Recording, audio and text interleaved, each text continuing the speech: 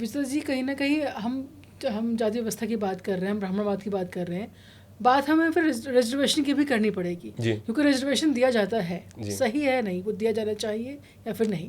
देखिए आज के टाइम में जहाँ पे जातिवाद है समाज में, तो आज के टाइम में कोई रिजर्वेशन को हटाने की बात करे तो दो ही हो सकते हैं कि या तो उसके अंदर या तो वो निर्मम है या फिर उसमें वो बेवकूफ़ है।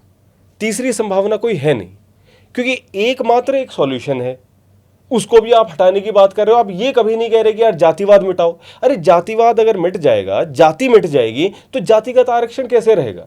लेकिन इन लोगों को क्या है, जातिवाद नहीं छोड़ना चाहते। मोंटी राणा जैसे वो अपनी बहन को गोली मार देंगे, है ना। वो एक और लड़की, वो जो न्यूज़ आई थी कि वो अपने बॉयफ्रेंड, उसके बॉयफ्रेंड को मार दिया, सक्षम टेटे। वो बेचारी लाश से शादी कर रही है, रो रही है। तो ये अपने घटियापन को नहीं छोड़ेंगे। जाति इन्हें मतलब लेकर चलनी है।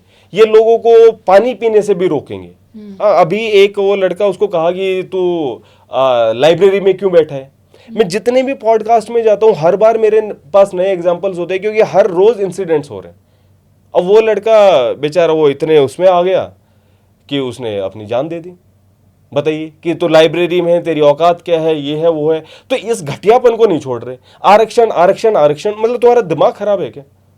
इसको नहीं छोड़ रहे। तो बताइए फिर ये क्या है? अभी एम्स में तो एक केस हुआ था कि फाइनल ईयर का स्टूडेंट था, उसने सुसाइड कर लिया, और वो भी 17 पेज का लेटर छोड़ के गया है। वो सबसे खतरनाक है वो पढ़ना, कि वो उसने जाति व्यवस्था पे सवाल खड़े किया। वो सेकंड अटेम्प्ट था उसका सुसाइड का, वो पक गया था, वो थक गया था ये सुनते सुनते कि वो दलित जाति से आता है। तो वही ना, रोहित वेमुला केस क्या हुआ? रोहित वेमुला केस क्या था? यही हंगामा हुआ था, लेकिन उसका भी कुछ नहीं हुआ। बताइए।